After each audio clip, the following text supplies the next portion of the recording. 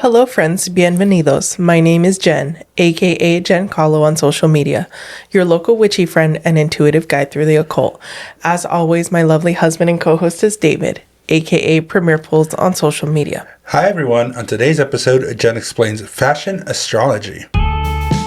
Welcome to the show, grab a chair, make yourself at home. Jen's got stories to share, you'll never feel alone. Oh, what a fun episode. It's been a minute since we've done a kind of kitschy episode.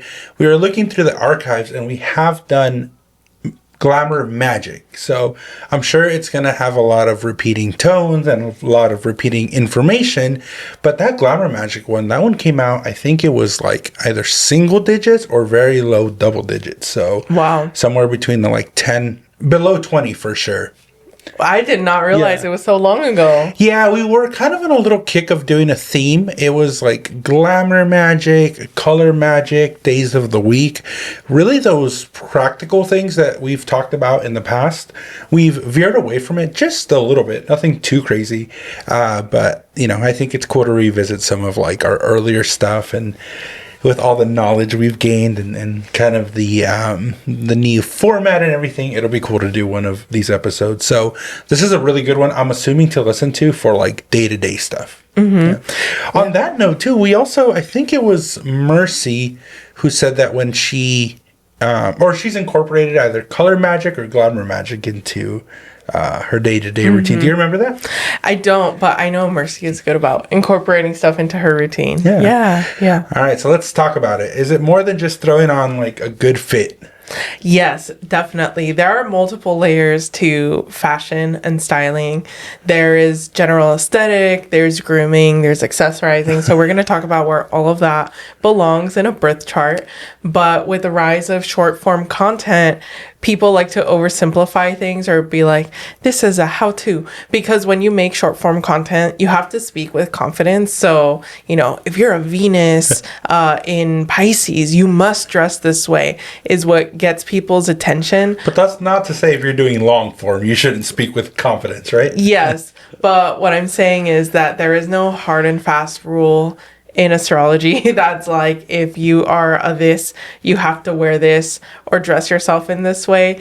There's a lot of context, like what generation you were born in and how that influences what you think is beautiful, your own body shape, your skin tone, what you're personally comfortable with, culture, etc., etc. So these are just general guidelines. As a baseline, what would you say your fashion style is without the glamour magic or the glamour of it or the magic part of it all? Yeah, I think it has evolved a lot, especially being on a weight loss journey and refinding my style. But I think some things that have remained consistent are, I like to be comfortable, but I don't like to be too plain, but I still want to make sure that whatever I'm wearing fits the occasion. Like with Genevieve, who does my nails, and we also interviewed her on this podcast. I'm notorious for trying to combine like my nail color for that 2-3 week stretch with something that I'm trying to do. Usually it's an event that we're going to. So if we're going to like a wedding, you'll do the wedding colors or more neutral, or if it's like Halloween, you would do like a Halloween theme. Yeah. Is there anything growing up that you wanted to have like as a fashion statement that your parents said like absolutely no? Something that my dad would roast me about. He's like, you always want to wear unique things that basically nobody else has. But then at the same time, I wasn't a big like shopping fan of like just shopping for shopping's sake. It was like, I see one thing and I'm locked in. I don't like to just browse a store and be like, let me see what I find. It's more, I know when I see it. Do you think you were more of a contrarian of like, I just want to wear things that other people don't wear? Or was it like, when I see it, it'll call to me and I know I want it? I guess I was a little bit of a contrarian, but I think a lot of girls were in my generation of the like girl boss, not like other girls. So I rejected pink for a long time because for me, pink represented like the feminine constraints. Girls were like pink and black. That pink was cool. The hot pink? Yeah, but I'm talking about like the baby pink, like the Paris Hilton pink. at that time? Yeah, but even then, well, I guess so. More like the preppy pink. Like the baby pink. Like the baby pink. That's more what I was rejecting because I was being tired of being told you have to do this because you're a woman. Right. So because of that, I rejected So that was pink. the contrarian part of it. But you still kind of went with the flow of things.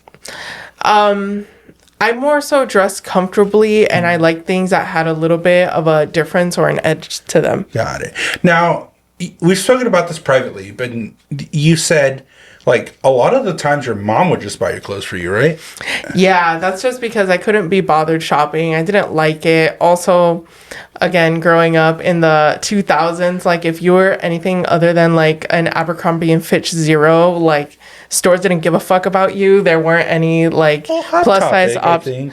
There weren't a lot of plus size options at Hot Topic. And they also charged you more. Like, the bigger your size was, the more expensive the shirt was. It could be the same shirt and they charged you more. Charge you more. So I just honestly didn't want to deal with it. And some of that I think remains for me today. It's like, it's difficult for me to shop just because I have that mentality of like, there's nothing out there. Because in the early 2000s, it's like, don't even go into a fucking store if you're like above a certain size. Right. And now it's like, oh wait, there are options. Or like, oh wait, you know, American Eagle has jeans up to size like 50 or something. Like what? The fashion was interesting. It would either be like the Hollister Abercrombie with the puka shell and the like popped like collar, or it would be the oversized like Looney Tune air spray shirts. Like there was no in between. Or it was like the Fat Farm or the Echo or the K-Swiss. Like it had its own, I don't know, it's like 2000 vintage at this point or 2000s core. Yeah, my mom was actually really cool. I could really put on or dress however I wanted. I remember I wanted my ears pierced and my mom was like, I think she was trying to almost use reverse psychology, but then like also didn't care because she's like, I don't care, do it. She's like, I'll do it for you. Like, go get a needle. And so I was like, for real? She's like, yeah, I'll do it for you right now. Oh and then, my God. I was scared because I didn't want it to get like infected, right? Or whatever. But I ended up getting them by myself. I went to the Santee Alleys, if you're familiar with that in LA. They're just like these, it's like the bootleg central. And they had this, it wasn't even a store. It was like almost like a DS or a podium. And she was just like, I'll pierce your ears. So she got the gun. I don't even know if she cleaned it or not. So it was like way worse. So I got them pierced and I came back and I was like, you said I could do it, Mom. And I could tell she was like, what did he do? But she wasn't like upset. One thing though, interestingly in fashion, she was very, she had like a gut reaction to things, but then she would take the time to think about it. We had a little like neighbor kid who would do his Liberty spikes. And these things were like at least a good 8 inches tall. So if you're not familiar with Liberty spikes, they're like, you're like clean shaven and then it's like a mohawk, but they're like spikes. And so you have to gel them and like do all this stuff. And at first she would say that her gut reaction was like, oh, like that looks bad. Like, you know, just like that fucking kid with the Liberty spikes. But then she learned to admire him and say like, hey, no, he has to wake up really early and get his look together. And it's not an easy look to compile. And he does all that and still goes to school because he would walk to school. So she's like, he's going to school and he cares so much about like this fashion statement that he's waking up early and committing to it. So she actually really, really admired him after doing a little bit of like, not soul searching, but a little bit of analyzing, if that makes sense. So I thought that was always really cool. And that always gave me the, kind of instilled in me, like, you know, it doesn't matter what you're doing, just kind of do it like to your full potential, essentially, whether it's Liberty spikes or anything else. Yeah. That reminds me, in high school, I didn't necessarily care about my outfit, but I did care about wearing perfume, wearing like lip gloss. Good? Yeah, wearing like a watch or a bracelet or something, sort of more like detail oriented rather than the like whole the accessories. Thing. Yeah, that was more my jam. But we talk about why that is, but what's the last thing? What was the smell at in your like high school, middle school? Ours was like Axe body spray. Yeah, like Bath and Body Works, Victoria's Secret. Yeah, like those little body sprays. Yeah. For sure. They ended up a little more towards the end of my high school, but Axe ended up coming out with like a girl version of their Axe body spray, and I actually liked how it smelled on girls. It was really, I was like, oh, they know what they're doing. You know what's so funny that that you mentioned? There's this perfume that in my head I'm obsessed with that my first boyfriend gave me, and I remember what the bottle looks like, but I can't remember what it's called, or I think I know what it's called, and I'll Google it and I can't find it. And I was like, what was it? But anyway, there was a cologne that I like. It was like my favorite cologne of all time, and they discontinued it. They sold it at Abercrombie, but it wasn't the Abercrombie one. It wasn't the one that like smelled like the store. It was called Cologne 41, and that is like the best smelling cologne I think of all time. It smells so good, and it's like something I'll never be able to get again. Yeah. Nostalgia. But let's jump into what you can analyze for your own birth chart. So again, this is not hard and fast rule. A lot of this is based on what I've seen for myself and for my clients. Okay, so you've like seen this in real life practice, essentially. Yeah. And there are some things that relate to like the traditional definitions of a birth chart. So I'll differentiate between what is traditionally accepted definitions of this area of a birth chart versus what I've seen with myself and my clients. So to begin with the rising sign, which marks the beginning of the first house in astrology, it's part of your big three, sun, moon, rising. So that's where you relate a lot of your body and how you present yourself to the world. And this is just your style, like in general. You said in your first house. Yes. Yeah. First house, also rising sign, broad strokes. And when we talk about houses or signs as a whole, you also need to look at the specifics of like what planets are in there. Are they happy? Also, like known as detriment or exalted or domicile. Like what's the condition of the planet in the house? Because that could tell you also a lot of things. But just to start off, to not make it very complicated, look at your rising sign. And it also matters in the context of like the person themselves, right? Like a newborn is not going to have too much going on with like their outer appearance, or even if you're doing a birth chart for like a pet, right? It's not, well, some pets are glammed up. So maybe if you want to dress up your pet, this is like the best things to put on them. Yeah. Okay. But you know what's really funny? I see it a lot in toddlers. Okay. But I feel like toddlers wear what their parents buy them. No. I'll give you an example. Oh, okay. We have a niece. Yes. Oh, okay. Yes. She is a Libra sun, and I forgot her birthday, but just from the way she was behaving, I was like, I know she's a Libra sun. Yeah. And so I slyly asked... For the rising, right? No, she's a Libra sun. Oh, sun. So, yeah. Sun born on the... Yes, when you're born. Yeah. So sun is ego overall and like a little bit of your defining characteristic. I'm jumping a little bit ahead, but I want to give you this example. So Libra children tend to care a lot about what they wear. So they're very opinionated, and they also love to like accessorize. Yeah. So our niece has like a million bracelets. They had to get her like a little organizational kit. She also loves to paint her nails and like put makeup and glitter on herself. So she's a very Libra coded child. So I'll see that with a lot of Libra children. And now, is that different from like the kid who's 3 years old and won't take off the Spider-Man costume? Yes, because one is like, I want to be glam and shiny, and the other one's more like a comfort thing. Oh, okay. Got it. Nice. Those are two good examples, right? Yes. One is about the look and one is about the comfort. Yeah. And I would say, we'll get into all of the definitions. Okay. Let me go in order. So yes, you look at your rising sign, and then that is just your aesthetic in like broad sweeping strokes. So an example would be Scorpio rising. People that are Scorpio rising tend to have a little bit of an edge to them. Let's say, for example, like alternative or gothic. There are many ways to be like alternative or goth. There's like the grunge sort of look, which is like a little bit messy. And then people do like corporate goth, or like... The fuck is corporate goth? Corporate goth is like people that push the edge of like, I'm goth, but I could still go to work. I could still go to like a professional function. Okay. Got it. Yeah. Okay. And then there's like whimsical goth, and like, there are so many different subsets of like what maybe a genre of an aesthetic could be, but then how you like make it specific to you, those are other things. So I would say look at your rising sign, just like as a place to start, just as an anchor, but it's not like your whole defining moment. Then there is your sun sign. So most people know their sun sign based on their date of birth.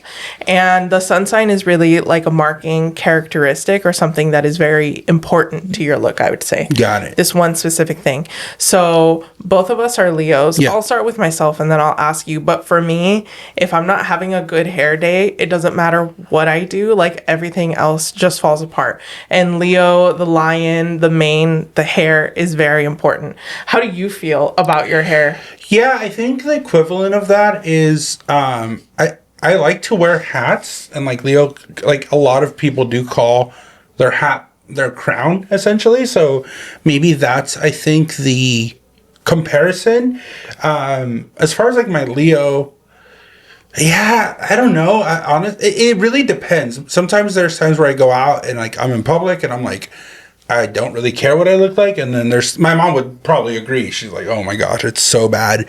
And she like always compares that to my dad. I guess my dad used to do that a lot. And then there's times where I do like really care what I look like and I want to be like put together and well groomed and like have everything matching. So it really depends on the mood. Yeah. But if there's like a constant, maybe the hat. But then I also do like a good haircut. So I guess I agree with you. If my hair is kind of like all fucked up, but it's easier for me to just throw on a hat than to, you know, like comb it or whatever. I was going to say, this is the difference between more like feminine, masculine, and then androgynous styles. Is like, you could do that. If I wore hats all the time, like, I guess I could. It can look a little, not disheveled, but like, okay, she didn't really care about what she looked like. Yeah. Yes. Whereas like maybe a guy like, the hat it's more is part of the acceptable. fit. Yeah. And it could look, you know, cleaner for a masculine Right. Yeah. outfit. So yeah, that's more the Leo side of you. You care a lot about like this head region. I do like watches a lot though. I will say, like, I think if there's any accessory I really like, care about, and look into is like watches, right? Like this watch I'm wearing today, I was between this one and another one that I really liked, and the other one I liked, but I was like, this doesn't coordinate or match with too many outfits. So even though I maybe like it a little bit more, it's like a colorway that's not necessarily something that I could wear as much, whereas this I can wear with a lot more outfits. If that makes sense. However, I will say, this I don't want to sound like big-headed or anything, but like now that we have gone out into the community and people have recognized us or have come up to us and said like, oh, are you David or are you Jen? I do feel more self-conscious of like when I go out, I don't feel I can look as disheveled, because it's like if I ran into somebody and they're like, oh, I listen to your podcast or I like your podcast, I would feel some type of way if I had like the ripped shorts and the mismatched socks and the hole in the shirts, to the point that now like I'll throw away things that are like ripped. I don't know if you've noticed that. I think yesterday you're like, what should I do with these socks? I was like, you can just throw them away, you know? Whereas in the past I probably wouldn't have done that. Interesting. Yeah. And I mean, of course, people have their moments. Like, some people absolutely have to get dressed, like Tanisha. Yes. But that's more cultural, right? Yeah. That was a good episode when we were talking about, you know, how to dress and look a certain way. But yeah. So interesting that you mentioned watches and accessorizing. So the next important marker is Venus. So Venus traditionally loves gold, art, curating things, resources. This is really where your like how you groom yourself, your accessories, and your style comes into place. So, you know, you could have like a broad stroke of like you like to be more minimal or plain, but then if you have your Venus in maybe more of a flashy, like let's say fire sign, then it's like you could be minimal, but like the one thing you wear is like super pop, opulent, something like that. Yeah. So Venus is where you start to get into the details. So again, this is making choices with how you groom yourself, maybe how you do your makeup if you wear makeup, and the type of accessories that you choose. Okay, nice. Are we going to do a birth chart analysis of each other at the end? Okay, awesome. Okay. Yeah. Yes. Okay. And then next is the moon. So the moon traditionally represents our inner world. It could represent comfort, maternal instinct and care. So That's when you rock the moo and don't give a crap of what anybody thinks, right? Well, funny enough, you mentioned the kid that like won't take off the Spider-Man costume. Yes. That's more moon coded. So it's like, what is your emotional fashion Like tie to it. Yeah. Yeah, safety blanket, if you Yes. will. So if you have the moon in Taurus, it's like no matter what it is, it has to be comfortable. Yeah. Or if you have the moon in Virgo, let's say, it's like, you know, you could be wearing athleisure or you could be wearing a 3-piece suit, but it has to be like the suit fitted has and to tailored. be breathable, tailored. Yeah. With Virgo, it's more like it has to look like cohesive. These are the people that wear like the tracksuit that like the top and bottom matches, you know? And Or back in the day, it was like the J-Lo tracksuit with the juicy on the ass. yeah. So yeah, Venus is more like the curation of the specific elements. Okay. Oh, sorry, we're talking about the moon. The moon is that one emotional safety thing that you have to have. Okay. Yeah, but the moon is also a collector because the moon collects the sun's rays, and then that's how you get a full moon, or like it reflects off of it, but it can also represent what people like to collect in their life. I see. So sometimes you could see here like, wow, this person really likes to collect shoes, or like, wow, this person really likes to collect this or that. Handbags. Yeah. Handbags are interesting because they are both fashionable, functional, and comforting, right? Mm-hmm. Yeah, absolutely. What about Labubus as an accessory? Yeah, this could be in a more childlike sign, or like a sign that's a little more whimsical, like Gemini or Pisces. Yeah, I could totally see that. Or Cancer. Yeah. So just to recap all of the elements, because we went a few different ways. So the rising sign is your style just in like broad strokes. Like if you had to sort of pick a category or some sort of anchor, you start there. Then after that, you look at Venus, which is your accessories and the finer details. You look at the sun, which is like the one defining characteristic. And then you look at the moon for either comfort or a collection. Okay. So those are the 4 things that you can start to look at. And then if you're a little bit more of an advanced astrology person, or you're going to take the time to actually research, or if you're going to book a session with someone, then you can look at how these specific elements play together. And if something is, for example, like exalted, which means, oh, it's in its happy place, is being boosted up, so maybe play to that strength. Or if something is in detriment, where it's like, oh, you have to work a little bit harder here. So there's something called fashion astrology remediation that you can do. Jeez. Yeah. Is it like an audit almost? Yeah, it's like an audit. It's like, how can I fix so remediation to remedy? How can I fix this place where I feel a little bit weaker or disadvantaged? Is that different than saying like, maybe I'm going through like a depressive spell. What can I wear to help like soften some of that or give me some of that confidence? Is that the same or different? Different, because with remediation, you're looking at something that is constantly like in its fall or detriment. So at your base level, you're always at a disadvantage here. But how can you turn that disadvantage into like a strength, or at least get it to baseline? Got it. So for example, let's say we're just speaking fashion based. Like, let's say you live in a place like Seattle where it's super rainy. You're always going to have to go with an umbrella or rain boots, but you could choose to have fashionable rain boots or fashionable umbrellas. Is that a better example? Kind of. So let me use my chart as an example. Okay. So I am a Leo sun, a Libra moon, a Libra rising, and a Leo Venus. So let's start with all of these elements. So as a Leo sun, we mentioned it, I care a lot about my hair. Like my hair has to look good, but then also with hair, my body hair, like specifically like my eyebrows, they have to be done or else I just feel like crap. Yeah. So that is like the one defining sort of marker that I have to cling to and take audit of. And I even said it in high school. I was like, if my bangs are disheveled or if my eyebrows are not looking good, or you could tell my mental state by how my bangs and my eyebrows are doing, honestly. Yeah. Okay, so this morning was a little rough. Yeah. No, fresh out of bed as always. Yeah, always. So then Libra moon, Libra rising, they're in the same sign, so I'm going to combine them. So as a Libra rising, no matter what I'm wearing, where I'm going, or even what color I'm attracted to, I want to make sure that it fits the event. So Libra is very like diplomatic. So it's like, how can I work with this energy with these folks that I'm going to see? So I'm very like event oriented. Like, does this make sense for where I'm going? But it's got to be nuanced though, right? Because obviously you're not going to show up to a funeral with a bright pink tuxedo. Exactly. Right? Yeah.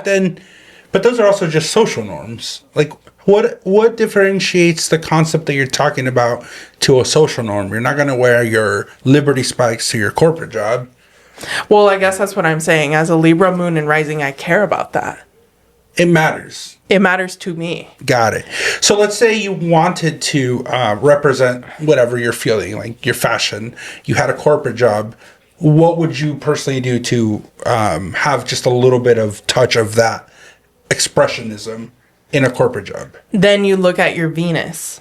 Oh, for the accessories and things, right? So, for example, for you, you've gone to court, like all professional, but you'll wear like a necklace with a certain like crystal or gem on it that represents like strength or something like that. Yes, exactly. I see. I will, be adherent to the social norm of the event.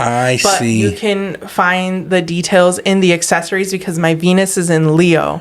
So it's like I can't just be plain Jane, clean girl aesthetic, or maybe I can, but you have to find like a hidden Easter egg for me. There's a funny scene from Parks and Rec where Tom is like, I love red carpets. Anytime there's a red carpet, I'm so excited. I even have red carpet inserts in my shoes. And then he takes off his shoes and you can see they're like red carpet soles. Oh my God. And it's like only he would know that, right? And then it's like, so I think that's a good example of it. Yeah. Awesome. Well, I can't wait to hear more after this ad break. Today's episode is brought to you by us, Kythera Collective.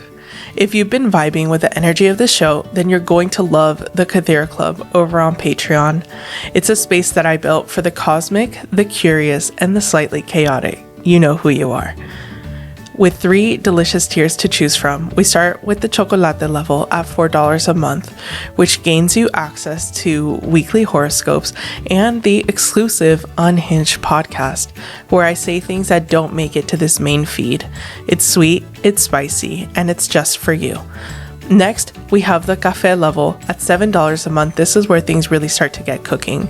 You'll receive access to exclusive workshops, monthly virtual hangouts, and a private Discord community where you can chat directly with me and receive exclusive behind-the-scenes updates. It's magical, cozy, and a little unhinged in the best way. Finally, we have the tequila level. This is the VIP lounge. At $25 a month, you'll receive everything from the previous tiers, plus a personal 15-minute one-on-one session with myself or David each month, and discounts if you want to extend the session. It's a whole vibe and a powerful way to receive personalized guidance. So if you've been laughing along with us, crying or rage screaming in agreement, come hang out with us at the Kythera Club. Head over to patreon.com/JenCallo and choose your tier. If you want to sponsor an episode and advertise with us, go to our website, www.jencallo.com. All right, now back to the show. All right, we're back. So before we went on the break, we talked about kind of those like little hidden Easter eggs that you could do for yourself. There's something in like not higher fashion, but they say that like people with like a lot of money, right? A fuck ton of money. Like the more money they have, the less they kind of flex the brands essentially. Quiet luxury. Yeah, the quiet luxury. Is that part of the regalness? Is that part of the astrology? Or is that just more like a personality type where you don't want to draw attention to yourself? I think it could be both. Yeah. Yeah, I could maybe see that with maybe more Virgo or Libra placements. Yeah. Yeah. But just going back and recapping. So with my Libra moon and rising, as much as I want to say, like, I don't care about what other people think, I do care. You do care, yeah. Yeah. You're going to adhere to the social norms. And Yes. you're going to be a rule follower. Yes, Yeah. but then within the rules, you find loopholes, right? And so Yeah. the loopholes are my Leo Venus. So it's like, I'm going to follow the rules, but what loophole can I find while adhering to the rules to make it my own? Yeah. So that might be like a colorful eyeliner or like an accessory or something. Like maybe I won't dye my hair as much as I say I want to like dye my hair a crazy color. I probably won't because I care too much with my double Libra. But I will do like a colorful eyeliner or a hair tinsel or a something. tinsel, yeah. I was going to say a tinsel, Yeah. But then we talked about looking at your chart as a whole, right? So what I also have in Libra is Mars. And Mars is considered to be in its fall in Libra. So it is the furthest away from home. Home is Aries, the opposite sign. Yeah. So then where I have to do some remediation or some fixing is that sometimes I am a little bit afraid to want to be seen, or if Mars is a planet of action and drive, if I'm not careful, I will go into slob mode and just like, whatever, it doesn't matter. Like I've had very depressive episodes where I'm like, I don't really care how I look because my Mars has to work against the current basically because of my natal astrology. So you have to work at that one specifically. I have to work at that, Because your yes. baseline would just be, well, Mars is Aries, right? It's happy in Aries. It's Happy in in Aries. domicile or home turf in Aries. And what I know from Aries, the only thing I really always sticks out is like that ferocity, that fire. So how would that translate to like a bad thing in fashion, essentially? It's a bad thing because it's basically far away, the farthest point away from home in Libra. So it has to swim against the current. Got it. Okay. So because of that, I almost like give up easily, especially when it comes to myself. So if I had this Mars detriment in another part of my chart, maybe it would relate to like other things. Like, I don't know, if I had Mars in Libra in the 10th, maybe I would give up at my career because 10th house is career. Yeah. But it's in the first house, so it's myself. Like I give see. up on myself easily. Got it. Especially when Okay. it comes to like my appearance because the first house is the body and the appearance. I see. So this is where I have to be intentional in fixing it. Got it. Okay. Yeah. Awesome. Yeah. So you can get a little bit deep into your astrology chart if you know all of these things called essential dignities, which is where are the planets like happy, benefiting, or at a detriment. And that's where somebody can book you. Yeah. Yeah. Exactly. Yeah. So It's like all those services that you don't post about, but you offer, right? I did one of these I know. readings recently and it was so much fun. I had Nice. so much fun with that person talking about like accessories and stuff. Yeah. But yeah, so that is my chart. So I actually read a really good article by Hilo Astrology, which I will put in the show notes, where she went through like all of the planets, the 7 traditional planets, all of the signs and all of the remediations. It is like such an in-depth like fashion remediation guide. I Yeah. thought it was so powerful. And you build that with color magic. You build that with glamour magic. Days of the You week. days of the week. Like Intentionality. everything. Yeah. And then you're just fucking caught up in the stars at that point. There are so many ways to remediate. So Yeah. with me, with my Mars in fall in Libra, she recommended like on Tuesdays when it's Mars days, it's the worst day because that's when like I guess like the current is strongest, right? It's Mars day. You're already at like a loss with Mars. And it's like, no, that's the day that you rise up to the challenge. So on Tuesday. Like it's your opportunity to step up. Yeah. Like go for like send it on Tuesday. Yeah. I like that. And then also to wear more colorful, like bright colors, especially red.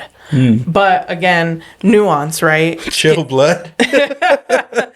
One of those things where you live, if that matters. But secondly, like skin tone, jewel tones look best on me, which is why I'm wearing this. This probably gets me like the most compliments this screen. So if I'm going to wear red or a bright color, I have to make sure that it's like a jewel tone and not like a bright summer tone. Yeah. Yeah. We were just talking about this with cars, right? Like every time I've purchased a vehicle and the salesperson asked me like, what color? Like anything but black or red.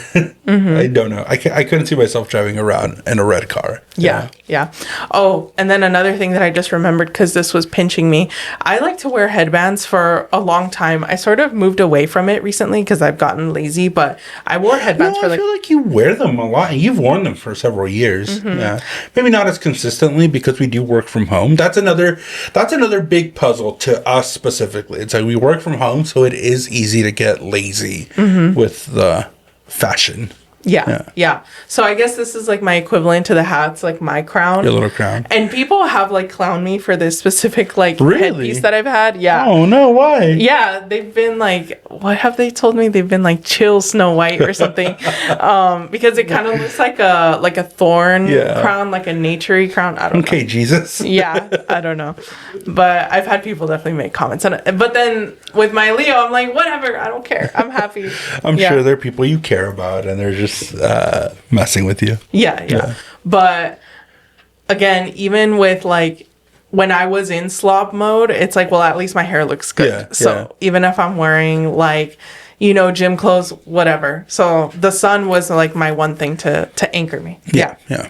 But anyway, or my Leo sun is what I meant to say. Now let's dive into your chart. My favorite part. Let's do it. Yeah, Yes. all about you.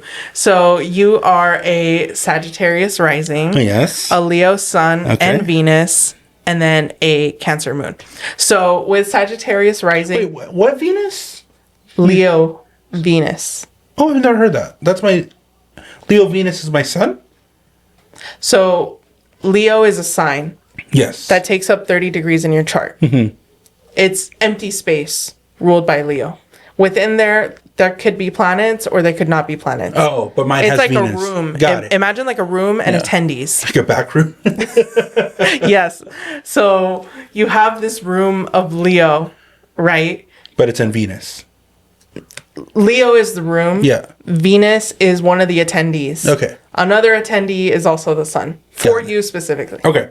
So, yes. So Sagittarius rising, Leo, Sun, and Venus, And Cancer then moon. Cancer moon. Yes. So with masculine folks, I don't know how much they can push the envelope like this. I mean, I Try guess me. they could. Yeah. Well, with Sagittarius risings, they like to broaden their horizons and do things that are a little bit out there. And I'm going to give you context specific to your life. Yeah. Not like the general, like out there pushing Right, because I'm boundaries. reading my chart right Yes. now. Yeah. So, you always didn't care about wearing pink when people were like, that's a girl color. You always like gravitated to it. Yeah. In the early 2000s. Now people don't care as much about that Yeah. anymore. Okay. So that was one thing that I could see as like Sag coded. Okay. Another thing, you pierce your ears. Which you gave that story about your mom pushing limits. Weren't you also the first in your family to get a tattoo? I was. Yeah. And that was, that's a funny story because I was the first in my family to get a tattoo. It's a $50 size on my wrist. It's a yin yang. And my younger cousin, I think he was the second one to get a tattoo, but he went like balls to the wall and got like a full ass chest piece. And then I was the one that was blamed for like inspiring or sending the cousins down a bad road. I was like, how are you going to compare a little yin yang to a fucking full ass chest piece? Yeah. Yeah. But yes, I was the first one to get a tattoo. Yeah. So That was another funny story. I told my mom, I was literally sitting in the living room and I was like, Mom, I want to get a tattoo. And she's like, okay. And then I was like, all right, I'm going to go get one. So I got the keys and my brother was with us and I was like, you want to come with me? And he's like, okay. And he was like a little kid, obviously, at that point. I was 19, so he would have been 12. So I brought him with me, and I think my mom thought I was kidding or we were going to go get ice cream or something. And I came back with a tattoo. She's like, what the hell? Like, what is this?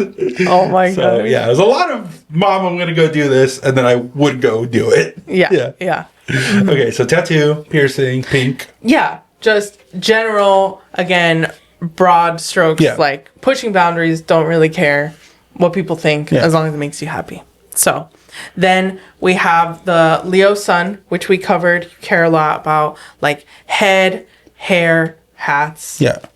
Then the Leo Venus. So Leo Venus does care a lot about accessories, doesn't care if they're blingy. Your wedding band, he has many wedding bands. He likes to Is that accessorize. anything to do with my astrology? I would say Leo, it's like, well, and Sagittarius, because Sagittarius is like, it's weird to have 7 wedding bands, but I don't care. So I did tell you when we got married, I was like, I will have like my main wedding band, but I'm going to tell you right now, I'm not only going to have one, because I like switching it up. I would be so bored having just one wedding band for forever, and I never wear any wedding bands. I'm so bad about wearing it. But yes, the wedding band, the main wedding band is rose gold with like diamonds around it. Yes, like encrusted in diamonds. Yes. Yeah, I love it. Yeah. Yeah. And then also watches. I mean, watches can be very flashy, even if it's quiet luxury. Like people know, like, oh, with the watch, you have to appreciate like the details. It's not necessarily like supposed to be in your face, but sometimes they can be. So this is where I could see like that, bigger sort of accessorizing in the masculine form. Yeah. And then with the moon in Cancer. So above all else, you have to be comfortable. Like, even if it's like a nice like wedding outfit or something, if you're not comfortable, it's like this is not gonna work. I think it is with me? I think it's in my shoes. Because I always I do like wearing like Nikes and things like that. However, if they're not comfortable or they don't fit quite right, I will not buy them. And there's been multiple times where I'm like, fuck, I really, really like these shoes, and I could like struggle and break them in. But ultimately, if they're not comfortable, I will not buy them and I will not wear them. So I don't know if maybe that's where it is. Yeah. And then again, I think there's this nuance as like plus size people. The plus size industry has caught up for women, but not so much for men. So sometimes you have been uncomfortable out of like necessity. Yeah. It's like I literally cannot find clothes. Yeah. But in a perfect world, if it didn't fit, you wouldn't wear it. Right. Yeah. Yeah. So again, a little bit of that nuance there, but that's how some of your fashion astrology works out. I love it. Yeah. So, I think this is cool. If your clients are listening, this is a great consultation thing to have with Genesis, because, especially if you're feeling, down, or you're feeling a certain type of way, or you're in a certain season in your life, maybe this can help guide you and help you out in a tangible way. The reason I love these episodes is because there's a lot of practicality and tangible stuff.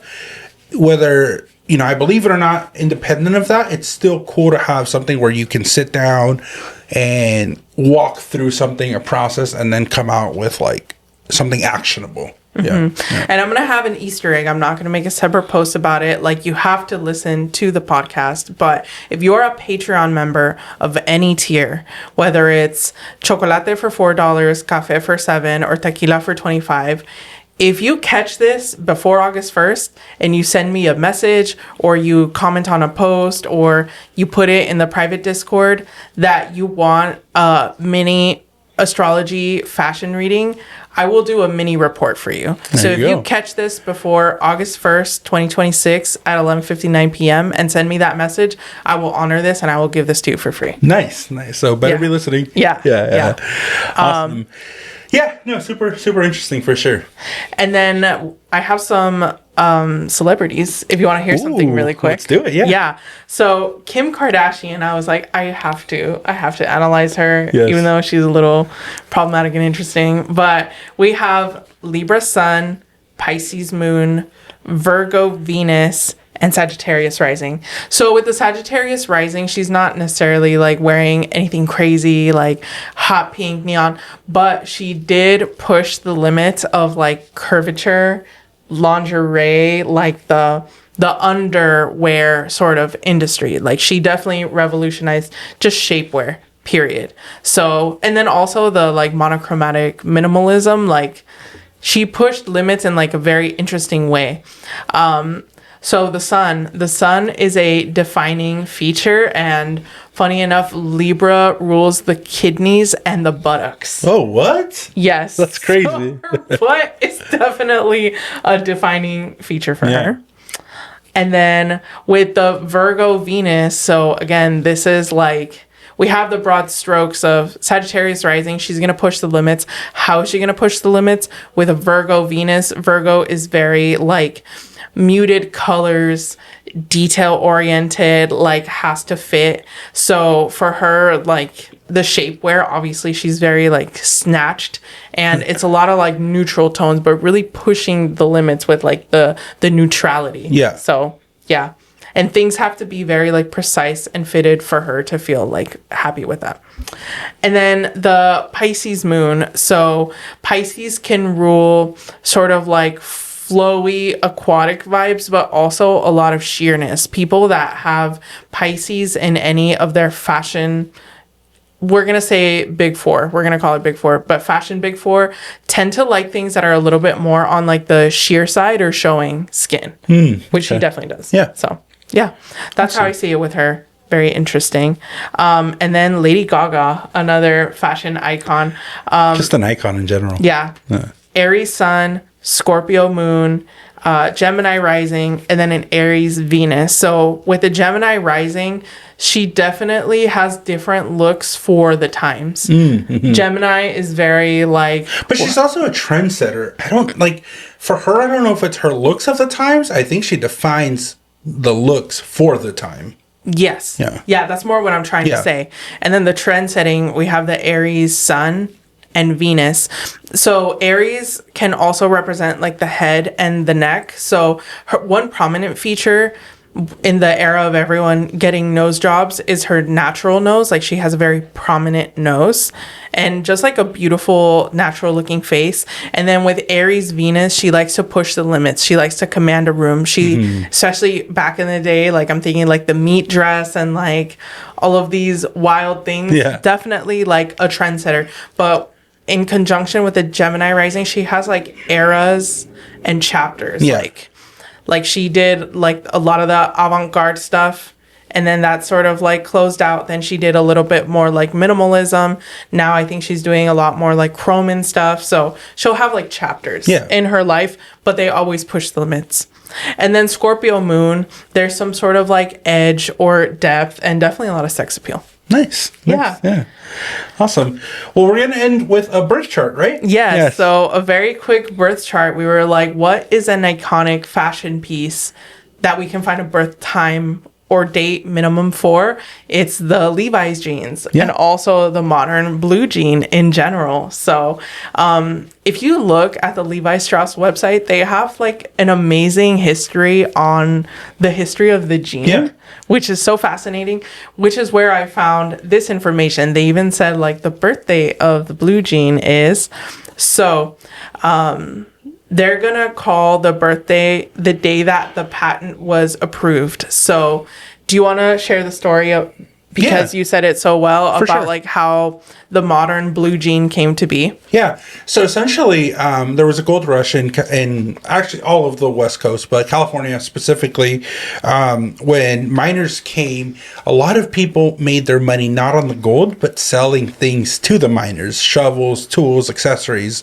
And at the time when they were doing work, a lot of the clothes that was used was, I would say, more uncomfortable. You could think like wool, cotton, which would be really hot, or especially when they're in the rivers getting wet, like cotton gets really heavy, as does wool. So and it just tears. Exactly, right. So at that time there was like the jean was developed because denim is a very, very good fabric. It's good for work. It's not tear like proof, but it's tear resistant. It's heavy. I mean, this might be gross, but I feel like a lot of people don't wash their jeans just because like they kind of stay clean. And then Levi's, they added rivets to reinforce parts of the jeans that would break. So like at the pockets, if you look at Levi's, they have certain rivets and like points where the miners would need extra support. Now they're fashion, but when they started, they were like all practicality. Yep, exactly. So the day that the patent was approved, it was in San Francisco, or he was based in San Francisco, May 20th, 1873. Wow. That is the border, like the cusp, the 20s, like 19, 20, 21, 22. Usually the sun changes sign. So I did look, and the sun was in Taurus most of the day, but then between 4 and 5 p.m. it went to Gemini. But I was thinking like work, 8 to 5. Yeah, it would have to have been there in the day. Yeah. Yeah. Odds are that it was probably before 4 p.m. Yeah. So, and just with the history and the archetype, I'm going to put my money on this being a Taurus sun. Yeah. Yeah. And Taurus is about comfort, right? Yeah. And hard work. And hard work. Yeah. That's why. Yeah. And then Pisces moon. So Pisces being very flowy, like it has to go with the flow. Like Right. you're working, you might be like squatting in uncomfortable positions. Yeah. Yeah. And then blue, shout out to the ocean. We don't have a rising sign because we don't know the exact time. Yeah. But just with those two, I'm like, oh my God, that totally makes sense. Awesome. Yeah. A little behind the scenes on when we were deciding what fashion statement we were going to do a birth chart for. Some top contenders were the thong, a Birkin, Crocs, and I think there was one more. I wanted to talk about Fenty Beauty. Fenty Beauty, Just yeah. like as a whole line. I love Fenty Beauty. yeah. But yeah. But yeah, Levi's is what made the cut, and I'm glad it did. So yeah, this was a great episode. Yeah, a little bit of a throwback to our earlier episodes with the practicality and also analyzing art birth charts on a topic which we haven't done in a long time. So it's super, super interesting. And I want to give a quick shout out, and I'll also include it in the show notes. One of my friends on Instagram, Stars X Alyssa, actually recently published a book styled by the stars. So you can order that book if you want her take on fashion astrology. She wrote a whole book on it. Nice. Yeah. Awesome. Well, if people want to get a hold of you, how can they do that? On Instagram, TikTok, YouTube, Blue Sky, Threads, at Jen Kahlo, or Facebook, which is Kythera Collective LLC, or our website, jenkahlo.com. Awesome. Well, everybody, thank you so much for listening to today's episode, and hopefully you learned something about fashion astrology. Yes. The magic within you makes the world a more beautiful place. Blessed be, and signing off. Bye.